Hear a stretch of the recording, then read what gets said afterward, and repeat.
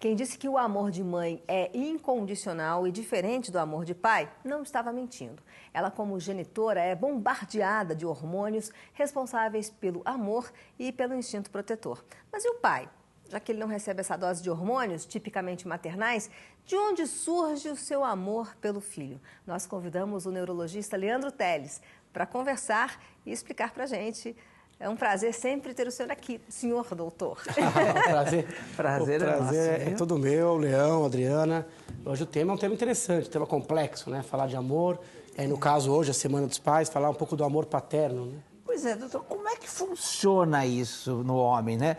Como é que ele estabelece esse vínculo com o filho, então, se não tem os tais dos hormônios? A primeira coisa é isso que a gente começou a falar. O amor é uma vivência do cérebro. Às vezes o coração leva sempre a fama, né? Então é o coração que se apaixona. Na verdade, é o cérebro que se apaixona, que desenvolve o carinho, o amor, o afeto. E o cérebro do homem e da mulher, obviamente, são estruturas diferentes. A gente não vê nenhuma propaganda no Dia dos Pais com um cérebrozinho pulsando. Mas devia ter. Ou no Dia dos Namorados, né? Dar uma almofadinha com um hipotálamo, um cérebro, ao invés de um coraçãozinho. Então, eu acho que é uma injustiça que a gente pode começar a corrigir hoje.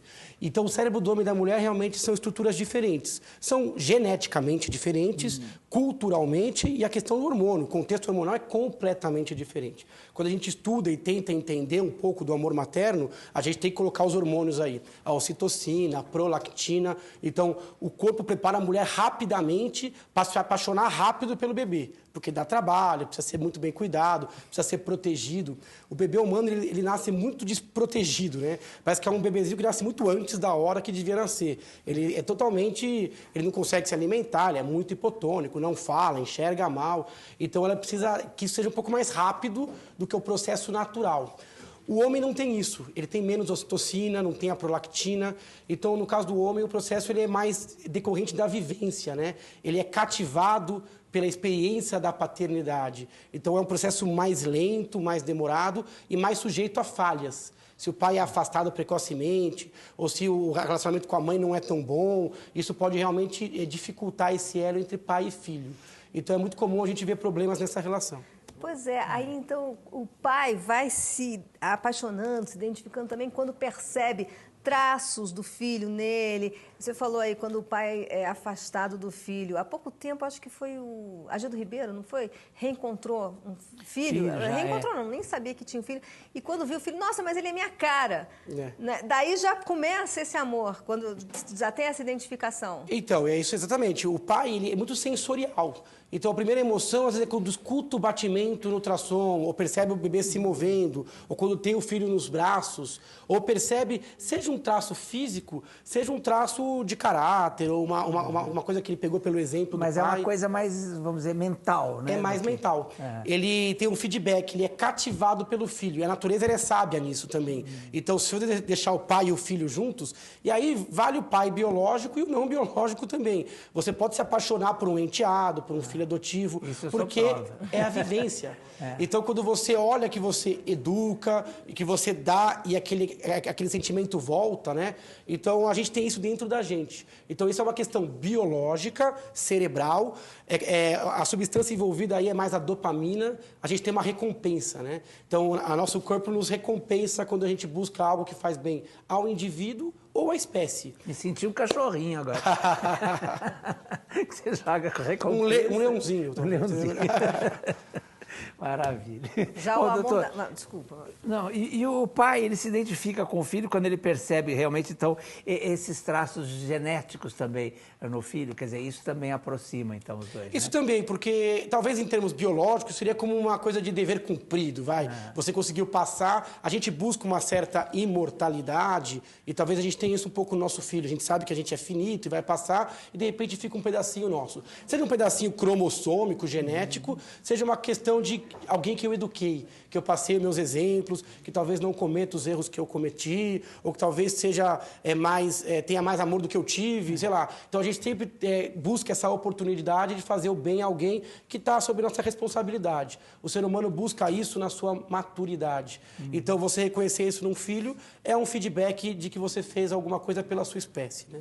E essa proximidade aí do filho com o pai, você falou como a natureza é sábia, né? Eu acho que, assim, o bebê recém-nascido é tão fofinho, né? E ele vai ficando cada vez mais gostosinho e interagindo com você. E eu acho que isso tudo é de propósito, né? Para você ter vontade de cuidar do bebê. E aí, quando o pai tem essa proximidade, ontem mesmo a gente recebeu aqui um pai que é muito participativo e a gente via isso nele, né? Que quanto mais você está junto ali do seu filho, então mais você vai desenvolvendo esse amor mental.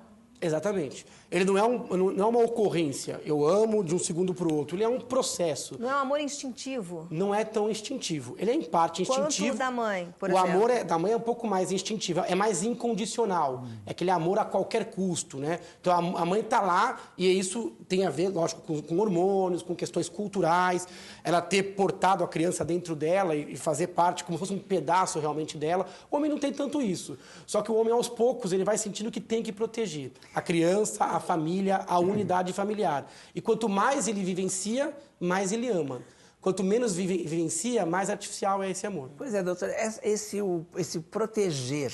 Ontem a gente falou muito assim, de que o homem é o provedor, né? Ele tem essa... Isso é cultural ou isso também tem alguma coisa física mesmo? Não, eu acho que é físico e é cultural. Eu acho que tudo que é cultural, em parte, é biológico. Então, o homem, ele tem que proteger a família. Então, isso é uma coisa de espécie mesmo, né? Lógico que a gente vive numa sociedade que ainda é um pouco paternalista, um pouco machista. Isso tem mudado devagarzinho.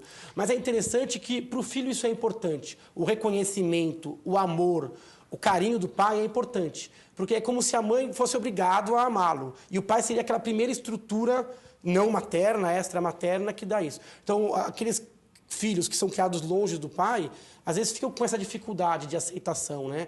Isso mais para frente pode trazer problemas. Então, é importante manter a unidade familiar próxima, né? E aí vale filho biológico ou não biológico, mas é importante a figura do reconhecimento e do acolhimento.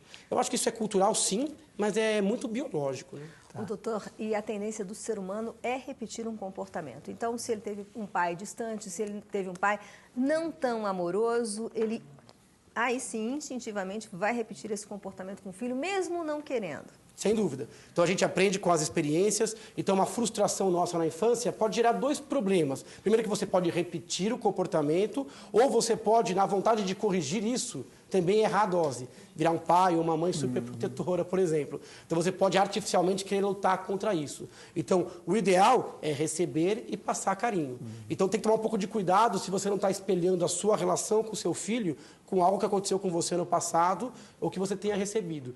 O ideal é que cada relação tenha a oportunidade e a chance de acontecer de novo, né? Do zero. Então, dê essa chance ao seu filho, de te cativar e de criar um vínculo talvez diferente do que foi o seu com o seu pai. Agora, tem uma experiência, o senhor falou aí de dopamina, né? Que é muito importante nessa relação. Por exemplo, pode ter uma pessoa que tem uma deficiência, por exemplo, de dopamina e que isso interfira, existem provas disso, de que isso interfira no afastamento, por exemplo, do filho? A dopamina, ela é uma substância, uma estrutura, uma molécula que você tem no cérebro que faz parte do seu sistema de recompensa. Sempre que você faz algo muito bom para você ou para a sua espécie, o seu cérebro te dá dopamina. E aí isso pode ser usado para o mal também. Por exemplo, drogas acionam esse sistema. A pessoa recebe, e aí o amor, a paixão é muito isso. Você está perto de alguém que te faz bem, o cérebro dopamina, dopamina, dopamina. De repente a pessoa fica longe, surge uma abstinência. Eu quero mais dopamina. Só que aí já está vinculado a um comportamento. Agora, tem pessoas que têm esse sistema um pouco mais exacerbado ou um pouco menos exacerbado. Mas eu não acho que seja isso que explica uma dificuldade ou não de vínculo. É mais emocional. Eu acho que é muito mais social, é muito mais cultural, é muito mais de desenvolvimento psicológico. Então, a gente tem pessoas que têm dificuldade em formar vínculos. O que a gente vê de pai, né, que na primeira dificuldade abandona a família. A gente vê crianças, por exemplo, a gente que lida com a clínica, com neurologia, às vezes surge um problema neurológico ou físico e o pai, às vezes, é o primeiro a deixar o ambiente familiar e a mãe fica como uma leoa, uma guerreira lá dentro. Vou falar aqui uma coisa que pode parecer muito louca, mas existem pais também que acabam enlouquecendo os filhos pelo comportamento deles? Com certeza, com certeza. Então, isso é uma troca contínua, né? Você dá, você recebe, e a criança ela é moldada, obviamente, pelo seu ambiente. Uma coisa que a gente já fala repetidamente, já falou inclusive aqui. Você já viu isso no seu consultório? Assim, filhos que vão até lá, que estão com problemas neurológicos e que foram causados pelos pais, Isso é pelo extremamente jeito comum. que foram tratados. No meu caso, eu sou neurologista mais de adultos. Eu avalio mais adolescentes, acima dos 12 anos, e adultos. Mas é óbvio que a gente avalia famílias e vê como é que esse relacionamento ele é colocado. Mas tem muito pai que coloca nas costas do filho uma série de coisas, ou que não compreendem certos comportamentos, né? Então é muito complicado. Então tem pais que são extremamente permissivos, outros que são extremamente controladores. Tudo isso passa para a criança numa fase onde o cérebro ele é muito plástico. O cérebro da criança ele se molda de acordo com as vivências. O cérebro não se desenvolve ao prazer da genética, não. Ele é alimentado pelo tipo de coisa. O que você recebe na infância, você vai passar a sua vida inteira. Doutor, já que o senhor está tocando nesse assunto, eu não queria que o senhor fosse embora, eu sei que não tem nada a ver com o assunto, mas eu acho que o Brasil inteiro está angustiado com essa história. É capaz um menino de 12, 13 anos fazer o que esse menino fez, matar a família inteira desse jeito? Quer dizer, há essa possibilidade? Quer dizer... Então, a gente está entrando um pouco na psicopatologia forense, assim, mais da criminalidade.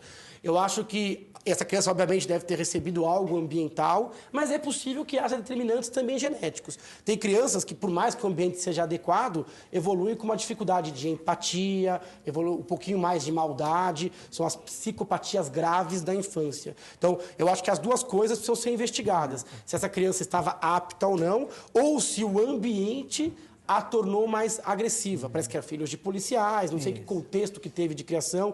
Isso ainda está muito... armas. Está muito... de ligação com armas. Então, precisa ver que tipo de exemplos e que tipo de vivência esse cérebro foi nutrido. Agora, eu acho que existem as duas coisas. O ambiente causando uma psicopatia que pode levar um cérebro mais imaturo, como dessa criança, né, de 13 anos, a levar a isso. Mas também existem doenças que, infelizmente, não são culpas do ambiente nem dos pais. É culpa de uma somatória de genes que levam a criança a se tornar uma criança psicopata, e aí o pai não teria tanto... Mas parece que nesse caso foi as duas coisas, né? Parece que o ambiente propício, com uma criança também talvez com uma tendência geneticamente determinada. E aí surge essa tragédia que muito entristeceu todo mundo. Com certeza, querido. Olha, muito, muito obrigado. A gente sempre aprende muito com o senhor aqui, por isso a gente vai querer que o senhor volte sempre. Vamos abrir um espaço.